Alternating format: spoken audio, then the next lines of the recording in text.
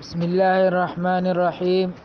الحمد لله رب العالمين، والصلاة والسلام على أشرف الأنبياء وخاتم المرسلين محمد وعلى آله وصحبه وسلم تسليما كثيرا إلى يوم الدين. هذا المجلس الرابع في شرح كتاب العلل الصغير للإمام الترمذي رحمه الله تعالى. وقد كان في الدرس الماضي في الدرس السابق تحدثنا عن الكتابة، نعم، وتحدثنا على التصنيف. وممن صنف في هذه العلم وممن صنف الإمام ابن المديني ويعقوب بن شيبة صنف مسانيدا معللة. وقد صنف بعض العلماء سنن معللة على الأبواب، فلا نعلم أحدا سبق الإمام الترمذي إليها. وزاد الإمام الترمذي رحمه الله تعالى ذكر كلام الفقهاء، وقد سبقه في نقل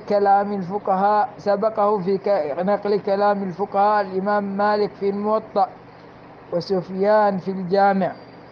وكان أحمد بن حنبل يكره ذلك وينكره حتى أنه أمر بتجريد أحاديث الموطأ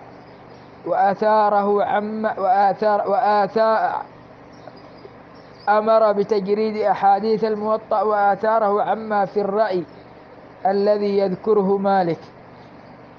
وكره أحمد أيضا أن يكتب مع الحديث كلاما يفسره ويشرحه، وكان ينكر على من صنف في الفقه كأبي عبيد وأبي ثور وغيرهما. ورخص في غريب الحديث الذي صنفه أبو عبيد أول، ثم لما بسطه أبو عبيد وطوله كرهه الإمام أحمد، وقال هو يشغل عما هو أهم منه. ولكن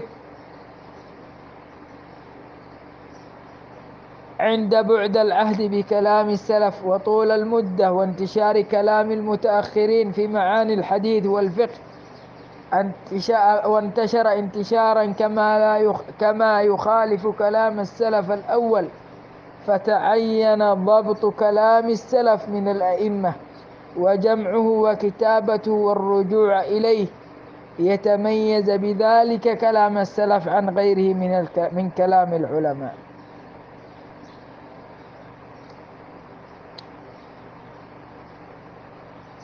وأما من صنف في العلل والتواريخ ودونه، كثير من علماء صنفون في التاريخ والعلل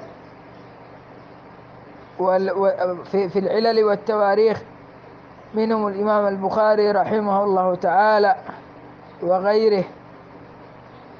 وقد هجر في هذا الزمان واندرس في هذه الأيام، فلولا التصنيف والكتابة لما عرفنا العلل، ولما عرفنا المسندات، ولما عرفنا كلام المتقدمين، ولما عرفنا كلام الإمام البخاري، ولما عرفنا نقولات عن الإمام ابن معين والدارقطني وغيره.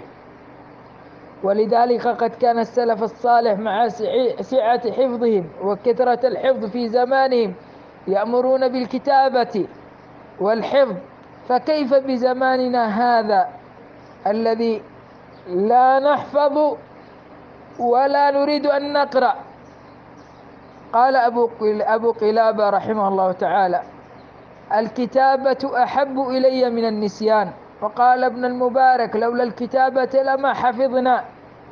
وقال الخلال: أخبرني الميمون أنه قال لأبي عبد الله يعني أحمد بن حنبل: قد كره قوم كتابة الحديث بالتأويل. قال إذا يخطئون إذا تركوا كتابة الحديث. وقال حدثونا قوم من حفظهم وقوم من كتبهم، فكان الذي حدثونا من كتبهم أتقن قال إسحاق بن منصور: قلت لأحمد: من كره كتابة العلم؟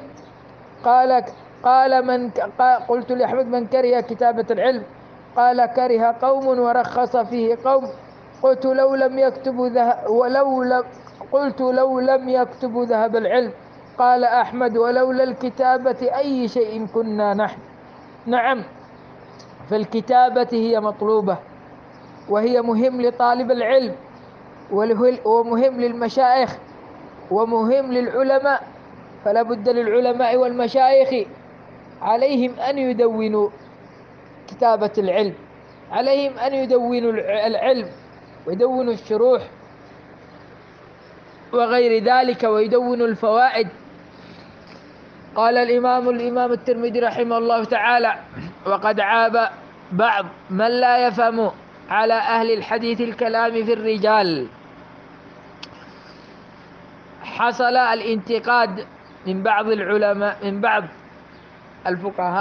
الفقهاء والمتصوفة وأتباع المذاهب، انتقدوا أهل الحديث عندما يتكلمون على الرجال ويتكلمون في الجرح والتعديل، فيقولون هذا من باب الغيبة.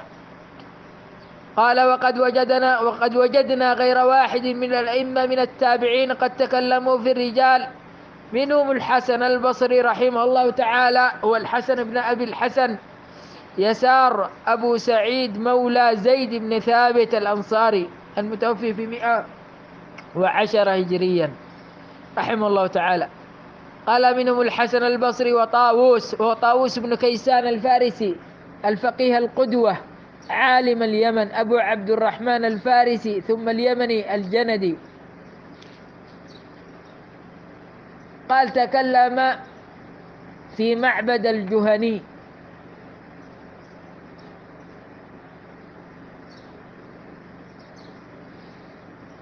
طاووس هو توفي في 106، وهو من أبناء الفرس الذين جهزهم كسرى لأخذ اليمن، لأن في اليمن في بعض الأبناء يسمون الأبناء هم أبناء فارس الذين دخلوا اليمن فسكنوا اليمن واستوطنوها، فمنهم صالحين علماء ومنهم شيعة خبثاء، وكل بعمله، وكل يلقى ربه بعمله. نعم. قال: وطاووس تكلم في معبد الجهني. الحسن البصري وطاووس تكلم في معبد الجهني، في جرح معبد الجهني، وهذا معبد ابن عبد الله بن عويمر الجهني، وقيل ابن عبد الله بن عكيم الجهني نزيل البصرة، وأول من تكلم بالقدر في زمن الصحابة رضي الله عنهم، توفى في عام 80. قال الحسن البصري: إياكم ومعبد الجهني فإنه ضال مضل. وقال يونس: أدركت الحسن يعيب قول معبد ثم تلطف له معبد فألقى في نفسه ما ألقى. وقال طاووس: احذروا قول معبد فإنه كان قدريا. نعم، فالسلف ما يتساهلوا في المبتدع، يحذر الناس من المبتدع، يحذرون من بدعته، يحذرون من أهل البدع، بدع الجهمية، بدع المعتزلة، بدع الأشاعرة، بدع الماتريدية، البدع الحديثة، بدع الديمقراطية وغيرها من البدع. أهل السنة هم يحذرون من هذه البدع كائنا من كان، ولا يحذرون وخلاف. نحن نحذر من البدع ولا نحذر من اختلاف الفقهاء. الفقهاء يختلفون في الأقوال، اختلف ابن عباس مع عائشة، اختلف ابن عمر مع أبو هريرة، اختلف الصحابة رضي الله عنهم في مسائل كثيرة. حتى عائشة رضي الله عنها كانت تقول: كذب من قال أن النبي أن محمدا كان يبول قائما. وكان بعض الصحابة يروون حديث أن النبي صلى الله عليه وسلم بال قائما. لكن نحن لا نعيب الاختلاف في الفقه، وإنما نعيب البدع والضلالات التي دخلت في أوساط طلاب العلم.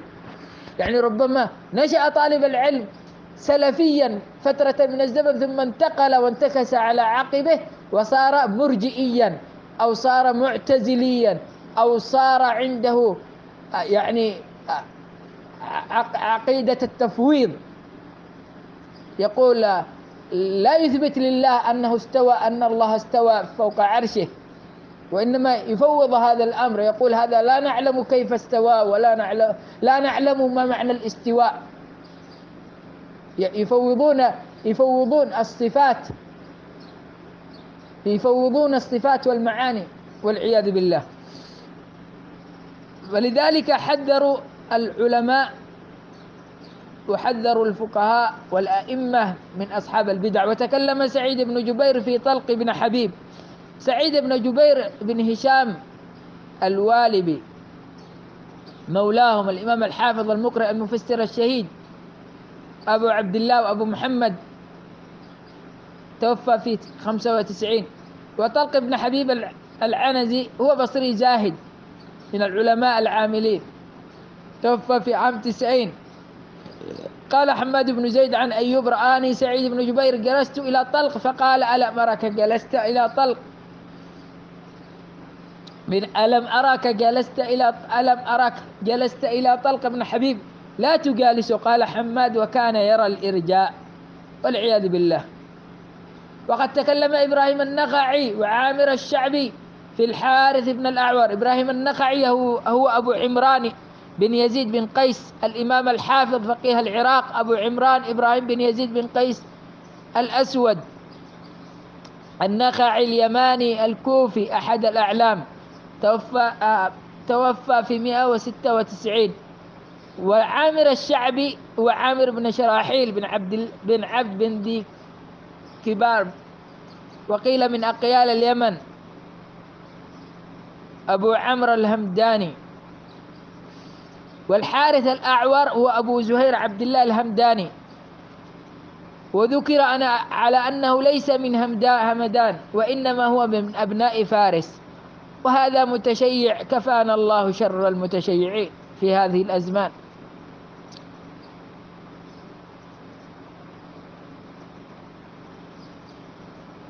والحارث بن الأعور كان فقيها كثير العلم لين الحديث. قال مسلم بن الحجاج حدثنا قتيبة بن سعيد قال حدثنا جرير عن مغيرة عن الشعبي قال حدثني الحارث الأعور الهمداني قال الشعبي وكان كذابا. فقال إبراهيم النخعي أن الحارث اتهم. نعم. وبعضهم قالوا على أنه لم يتعمد الكذب وغير ذلك، والله أعلم. قال الإمام الترمذي وهكذا روي، يعني روي الجرح والتعديل عن أيوب السختياني أبو بكر العنزي مولاهم الحافظ سيد العلماء أبو بكر رحمه الله تعالى، توفى في 131.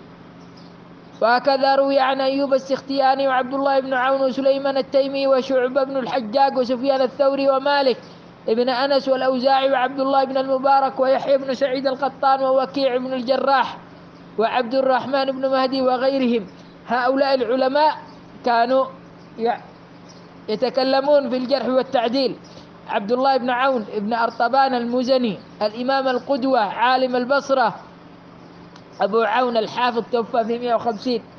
وسليمان بن بلال القرشي التيمي مولاهم الإمام المفتي توفى في 177. وشعبة بن الحجاج بن الورد الأزدي العتكي الإمام الحافظ أمير المؤمنين في الحديث توفى في 160.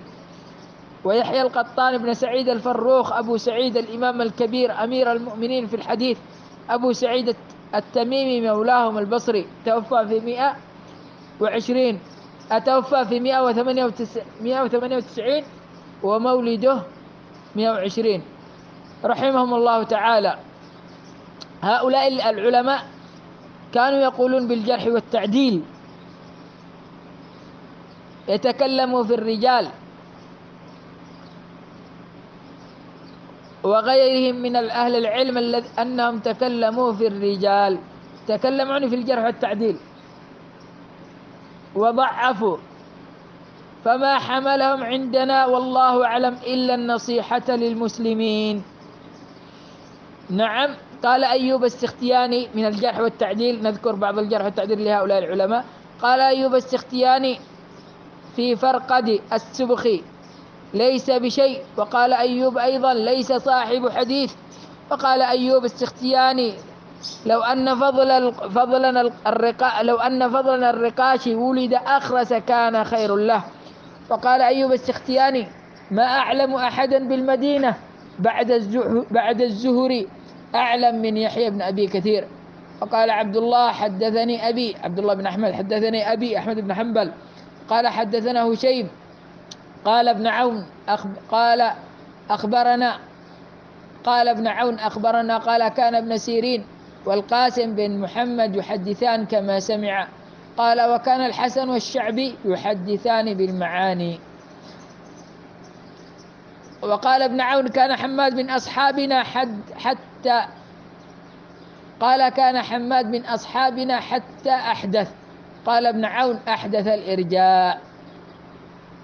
وقال ابن عون في مالك بن سليمان الحمصي عن إسماعيل بن عياش قال ضعيف. وقال الفسوي رحمه الله تعالى في معرفة التاريخ وفي كتاب المعرفة حدثنا سليمان بن حرب حدثنا حماد بن زيد قال ابن عون نبئت أن فيكم صدادين يصدون عن سبيل الله. قال سليمان بن حرب وأبو حنيفة وأصحابه ممن يصدون عن سبيل الله. هنا تكلم بعض المحدثين كانوا يتكلمون على أبي حنيفة، لأن في مذهب أبي حنيفة كان عنده خلاف يخالف بعض أهل الحديث، يخالفهم في الفقه، ربما اتهمه البعض بأنه يرد بعض الأحاديث رحمهم الله تعالى أجمعين. وقال ابن عون ما أروي الزبير بدون عطاء بن أبي رباح. فقال ابن عون سمعت إبراهيم النخعي يقول إياك والمغيرة بن سعيد وأبو عبد الرحمن فإنهما كذابين. وجاء عن الطبي عن أبي صالح عن ابن عباس قال قال رسول الله صلى الله عليه وسلم من صام العشر فله بكل يوم صوم شهر وله بصوم التروية سنة وله بصوم يوم عرفة سنتان. قال سليمان التيمي الطبي كذاب. هذا من رواية الطبي والطبي كذاب. يعني هؤلاء العلماء يتكلمون في الجرح والتعديل ليحافظون على سنة النبي صلى الله عليه وسلم. فقال سليمان التيمي في محمد بن إسحاق بن يسار أبو عبد الله المديني مولى قيس ابن مخرمة هو كذاب. فائدة ذكرها الإمام سليمان التيمي رحمه الله تعالى قال لو أخذت برخصة كل عالم اجتمع فيك الشر كله. لذلك كانوا أهل الحديث شديدين في الأخذ من العلماء ومن المحدثين، كانوا لا يأخذون من أهل الرأي، كانوا ينتقدون أهل الرأي في زمانهم رحمه الله سبحانه وتعالى أجمعين. وقال شعبة أحاديث محمد بن سيرين إنما سمعها من عكرمة لقيه أيام المختار ولم يسمع من ابن سيرين ولم يسمع ابن سيرين من ابن عباس شيء. حتى هنا كان يتكلم على أن ابن سيرين لم يسمع من ابن عباس وإنما يروي إرسال. وقال شعبة لو حابيت أحدا حابيته هشام بن حسان وكان قريبه. وقال شعبة كان هشام أعلم بقتادة مني وأكثر مجالسة مني. وقال أبو داود قال شعبة حدثنا عطاء وكان نسيا. وقال شعبة كان حماد بن أبي سليمان لا يحفظ، يعني أن الغالب عليه الفقه. وقال شعبة لم يسمع إبراهيم النخعي من مسروق شيئا. وقال شعبة بن الحجاج كانوا يقولون لسماك عن ابن عباس فيقول نعم وكنت أنا لا أفعل ذلك به. وقال يحيى بن معين سماك ثقة وكان شعبة يضعفه وكان يقول في التفسير عكرمة. قال شعبة ولو شئت أن أقول له ابن عباس لقاله، يعني أنه كان يتلقن ويخطئ. وقد قال شعبة: كنت أتفقد فم قتادة، فإذا قال سمعت وحدثنا تحفظته، فإذا قال حدث فلان تركته. وقال شعبة: لم يسمع قتادة من أبي رافع شيئا، قال إني أدخل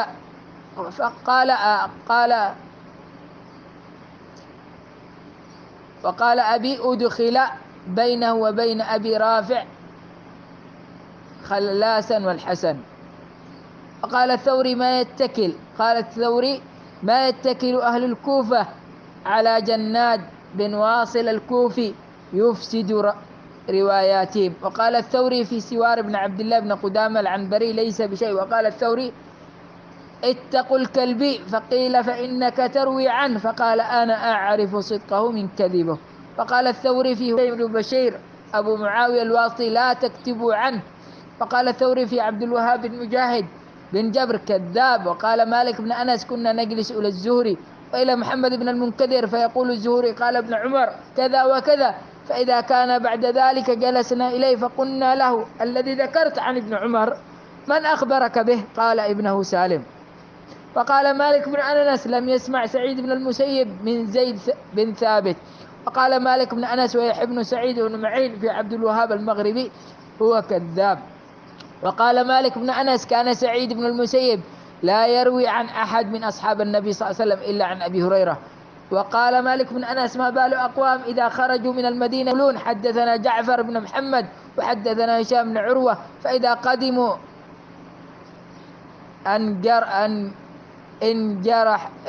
إن حرجوا في البيوت يريد بذلك أبا البختري. وقال الأوزاعي: أول من تكلم في الإرجاء رجل من أهل الكوفة يقال له قيس الماصر. وقال الأوزاعي في عبيد بن عياش: إذا رأيته يمشي مع صاحب بدعة وحلف لك أنه على غير دأبه فلا تصدقه. وقال الأوزاعي: كنا نسمع الحديث فنعرضه على أصحابه كما يعرض الدرهم الزائف، فما عرفوا منه أخذناه وما أنكروا منه تركناه. قال الأوزاعي: إنا لا ننقم على أبي حنيفة الرأي كله، إنما ننقم أنه يذكر له الحديث عن رسول الله صلى الله عليه وسلم فيفتي بخلافه. فقال ابن المبارك: المعلى بن هلال هو إلا أنه إذا جاء الحديث يكذب. قال المعلى بن هلال هو إلا أنه إذا جاء الحديث يكذب. فقال له بعض الصوفية: يا أبا عبد الرحمن تغتاب. قال: اسكت، إذا لم نبين كيف يعرف الحق من الباطل أو نحو هذا. قال ابن المبارك في غيلان بن أبي غيلان: كان من أصحاب الحارث الكذاب وممن آمن بنبوته. قال الساقي: كان قدريا داعية. وقال ابن المبارك في محمد بن الشجاع النبهاني: ليس بشيء وتركه جماعة. وقال القطان في يزيد بن كيسان الكوفي: وقيل أبو إسماعيل ليس ممن يعتمد عليه. قال القطان في ورقاء بن عمر اليشكري: لا يساوي شيئا. وقال القطان في حنظل بن عبد الله: تركته. وقال النسائي: ليس بالقوي. وقال وكيع: رأيت يونس الأيلي وكان سيء الحفظ. وقال وكيع في زياد بن عبد الله: مع شرفه يكذب. زياد بن عبد الله مع شرفه يكذب في الحديث. وقال وكيع هذه الأحاديث التي يحدث بها يحيى بن يمان ليست من أحاديث سفيان. وعن عبد الله بن أحمد بن حنبل قال: حدثني أبي حدثني عبد الرحمن بن مهدي حدثني شعبة عن الحكم عن عبد الحميد يعني بن عبد الرحمن عن مقسم عن ابن عباس في الذي يأتي امرأته وهي حائض فذكره مرفوعا. هذا الذي ذكره مرفوعا. قال ابن مهدي: فقيل لشعبة: إنك كنت ترفعه. قال: إني كنت مجنون فصحح. لم يحابي نفسه الإمام شعبة، لم يحابي نفسه. الأئمة كانوا لا يحابون أحد، لا يحابون حتى الحفاظ، حتى الأئمة، حتى مشايخهم لا يحابون أحد. قال: إني كنت مجنون فصححت. فقد رجع شعبة عن رفع هذا الحديث وجعله من قول ابن عباس. وقال ابن مهدي: ما أعتد بشيء سمعت من ابن لهيعة إلا سماع ابن المبارك ونحوه. وقال ابن مهدي في فرج بن فضال: أحاديث عن يحيى بن سعيد منكرة. نعم، هذه أقوال العلماء وتجريح وقولهم في الرجال وجرحهم في الرجال، وأنهم كانوا لا يحابون أحدا. فما حملهم على ذلك كما قال الإمام الترمذي إلا النصيحة للمسلمين. لا نظن أنهم أرادوا الطعن على الناس أو الغيبة، وإنما أرادوا عندنا أن يبينوا ضعف هؤلاء لكي يعرفوا للناس. نعم. قال الترمذي لأن بعضهم من الذين ضعفوا كتاب صاحب بدعة، وبعضهم كان متهما في الحديث، وبعضهم كانوا أصحاب غفلة وكثرة خطأ، فأراد هؤلاء الأئمة أن يبينوا أحوالهم شفقة على الدين وتبيينا، لأن الشهادة في الدين أحق أن يتثبت فيها من الشهادة في الحقوق والأموال. نعم. وبعض هؤلاء كانوا علماء الذين تكلموا فيهم، إلا أنهم كانوا لم يسمعون الحديث من الذين يذكرونه، وإنما يرونه مرسلا وغير ذلك، وتبينوا منهم. قال ابن رجب: مقصود الإمام الترمذي رحمه الله تعالى أن يبين الكلام في الجرح والتعديل جائزا قد أجمع عليه سلف الأمة وأئمتها لما فيه من تمييز ما يجب قبوله من السنن مما لا يجوز قبوله. فقد ظن بعض من لا علم عنده أن ذلك من باب الغيبة، وليس كذلك، فإن ذكر عيب الرجل إذا كان فيه مصلحة ولو كانت خاصة كالقدح في شهادة الزور جائز بغير نزاع، فما كان فيه مصلحة عام المسلمين أولى. روى ابن أبي حاتم بإسناد عن باز بن أسد قال: لو أن لرجل على رجل دراهم ثم جحد وأخذها منه إلا بشهادين عدلين، فدين الله أحق أن يؤخذ فيه بالعدول. وكذلك يجوز ذكر العيب إذا كان فيه مصلحة خاصة كمن يستشير في نكاح أو معاملة، وقد دل عليه قول النبي صلى الله عليه وسلم لفاطمة بنت قيس: أما معاوية فصعلوك لا مال له، وأما جهم فلا يضع العصا عن عاتقه. وكذلك استشار النبي صلى الله عليه وسلم عليا وأسامة في فراق أهله لما قال أهل الإفك ما قالوا، ولهذا كان شعبة يقول: تعالوا نغتاب في الله ساعة، يعني نذكر الجرح والتعديل، رحم الله شعبة. وذكر ابن المبارك رجلا فقال يكذب، فقال له رجل: يا أبا عبد الرحمن تغتاب؟ فقال: اسكت إذا لم نبين كيف يعرف الحق من الباطل. وكذا روى عن ابن علية أنه قال في الجرح: إن هذا أمانة ليس بغيبة. وقال أبو زرع الدمشقي: سمعت أبا مسهر يسأل عن الرجل يغلط ويهم ويغلط ويهم ويصحف. سمعت أبا مسهر يسأل عن الرجل يغلط ويهم ويصحف، فقال: بين أمره. فقلت لأبي مسهر: أترى ذلك غيبة؟ قال: لا. وروى أحمد بن مروان المالكي قال: حدثنا عبد الله بن أحمد بن حنبل حدثنا أبو تراب النخشبي قال: جاء أبو تراب النخشبي إلى أبي فجعل أبي يقول: فلان ضعيف وفلان ثقة، يعني جاء النخشبي إلى أحمد بن حنبل فجعل أحمد بن حنبل يقول: فلان ضعيف وفلان ثقة. قال أبو أيوب: يا شيخ لا تغتب العلماء. قال: فالتفت أبي إليه قال: ويحك هذه نصيحة وليست غيبة. وقال محمد بن بندار السباك الجرجاني: قلت لأحمد بن حنبل: إنه لا يشتد علي أن أقول فلان ضعيف فلان كذاب. قال أحمد: إذا سكت أنت وسكت أنا فمتى يعرف الجاهل الصحيح من السقيم؟ وقال إسماعيل الخطبي: حدثنا عبد الله بن أحمد: قلت لأبي: ما يقول في أصحاب الحديث يأتون الشيخ لعله أن يكون مرجئا أو شيعيا أو فيه شيء من خلاف السنة، أيسعني أن أسكت عنه أم أحذر عنه؟ فقال أبي إن كان يدعو إلى بدعة وهو إمام فيها ويدعو إليها. قال نعم تحذر عنه. نعم، إن كان هو إمام في بدعة. ما أكثر الناس الآن من أهل البدع، يطلب العلم في بداية علمه يكون من أهل السنة، ثم ما تراه إلا أنه قد أرجع، دخل في بدعة الإرجاء أو في بدعة التفويض التام، يفوض صفات الله سبحانه وتعالى ولا يثبت أن لله صفات ولا يثبت استواء الله، يقول هذه الأمور كلها نفوضها إلى الله. يقرأ قوله سبحانه وتعالى ثم استوى على العرش أو استوى على العرش، يقول نفوض الاستواء، لا يقول كما يقول الإمام مالك الاستواء معلوم، لا، وإنما يفوض الصفة وكيفيتها وغيرها، نسأل الله السلامة. وقد ذكر الخلال عن الحسن عن الإسكافي قال سألت أبا عبد الله يعني أحمد بن حنبل عن معنى الغيبة، قال إذا لم ترد عيب الرجل. قلت فالرجل يقول فلان لم يسمع وفلان يخطئ، قال لو ترك الناس هذا لم يعرف الصحيح من غيره.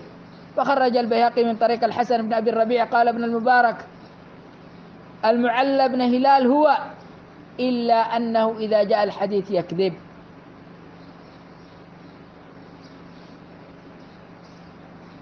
فقيل له أتغتاب الرجل؟ فقال اسكت، إذا لم نبين فلم يعرف الحق من الباطل.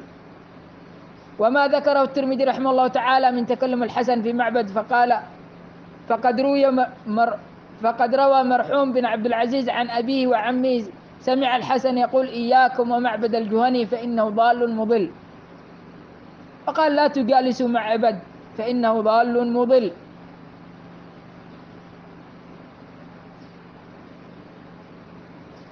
وقد جاء عن طاووس أنه قال لمعبد الجهني أنت الذي تفتري على الله عز وجل، فقال معبد كذب علي. وأما تكلم سعيد بن جبير في طلق جاء من طريق حماد بن زيد عن أيوب قال رآني سعيد بن جبير مع طلق بن حبيب فقال ألا أمرك مع طلق لا تجالسه، وقد ذكرنا ذلك.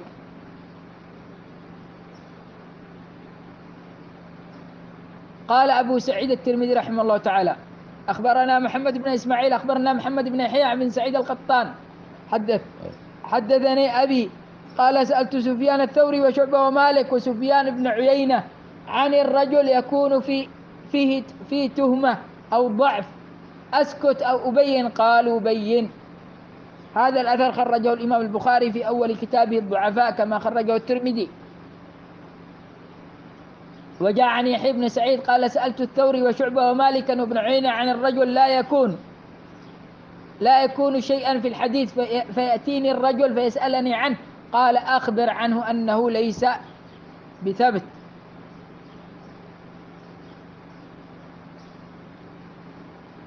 يعني فكيف يعرف حديث النبي صلى الله عليه وسلم أنه صحيح أو ضعيف إلا بالتبيين والرواية؟ وجاءت روايات أخرى ذكرها الإمام ابن رجب وغيره من العلماء. فهكذا العلماء كانوا يحذرون من أهل الفسق وأهل البدع، ويحذرون كذلك من الأخطاء، أخطاء المحدثين أو أوهام المحدثين، أو يعني بعض المحدثين كانوا ضعفاء وبعضهم كانوا يهمون كثير، كانوا يبينون لكي يبين الحديث صحيح الحديث من ضعيف. هذا وصلى الله وسلم على نبينا محمد.